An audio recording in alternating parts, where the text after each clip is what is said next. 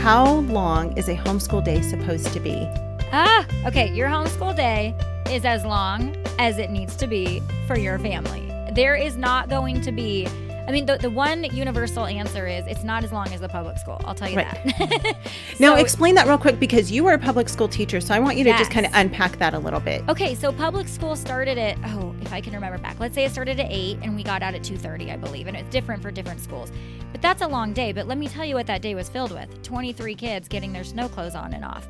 It was filled with bathroom breaks, and it was filled with helping one kid while the rest of the kids waited. It was filled with trying to walk in a line 58,000 times to get to music class.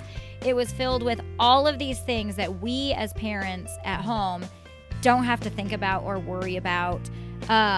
So your homeschool day is going to look different based on how long it takes your kid to accomplish whatever it is that you as the parent have set out for them to accomplish. That looks different at different ages, at different seasons of life. But if you are doing 5 hours of kindergarten, you need to stop. You're doing too much. You need to knock it off.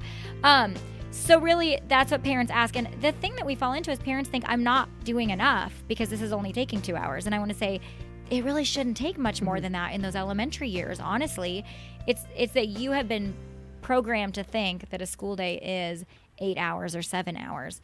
And that is absolutely not the case with homeschool. Right. And it depends how you define homeschool day, because for our family, I used to get so frustrated because we would get up and we would do our morning chores and we would do all the stuff that needed to be done in the morning. And then by the time everybody was up and ready and moving, it was like 11 or 12. It is. It's typically like 11 or 12 before we're really into our schooling, our academic studies. Yeah. Right. Until we're actually doing math and science. But right. And part of that morning time too is, we're doing morning basket and we're reading together. Sometimes we're playing games. The other day we sat and played Googly Eyes for 45 minutes and, we'll play Yahtzee. And so that's all just part of life. Sometimes we go grocery shopping. Last week, I got my girls up one day and I was like, we're going to go get donuts this morning. Like we got to get out of the house this morning. Right. And it's shocking how quickly they will get up and ready when you say the word donuts. Anyway, that's a different topic. But so life is part of homeschooling. And so how are you defining your homeschool day? Because there are often days where we're still doing history or science or math or any of those things until 5 o'clock in the evening, sometimes 6 o'clock in the evening.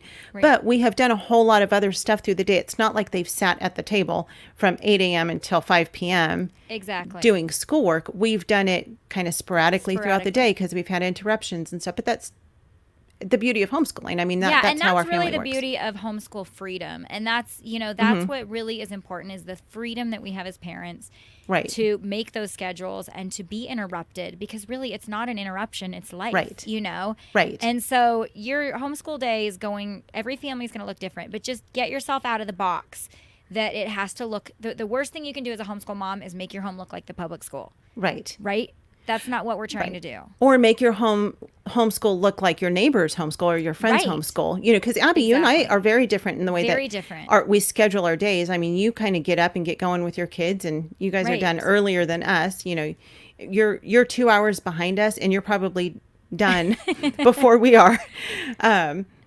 And that's okay. It's absolutely okay. How our family works. And it will change once you get here's the thing. It's going to change. You might get teenagers who have a job to get to. Mm-hmm. So they need to do school at a different time of day. Or, again, don't look around. Just look at your family and go to the Lord. And that's how your day is going to be scheduled. Right.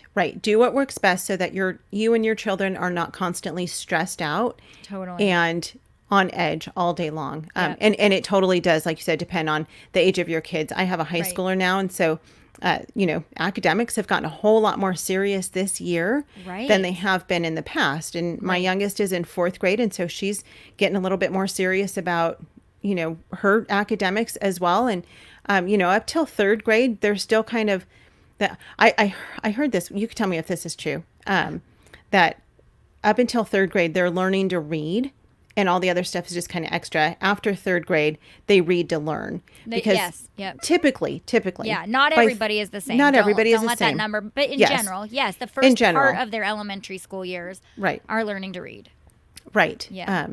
So, and I would say yeah. too, I think we can't do this because we live in the real world, but I think one of the greatest things we could do is throw away the clock.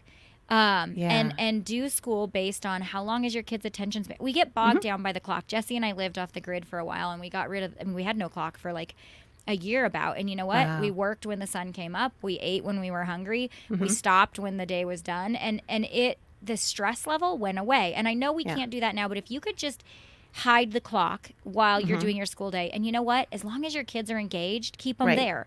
When they're done, quit. Don't let the clock rule your homeschool day. Right. You're going to start panicking and you're going to start pushing them. So stop it. Yeah. Love it. Oh, goodness. Okay. We are out of time for this episode.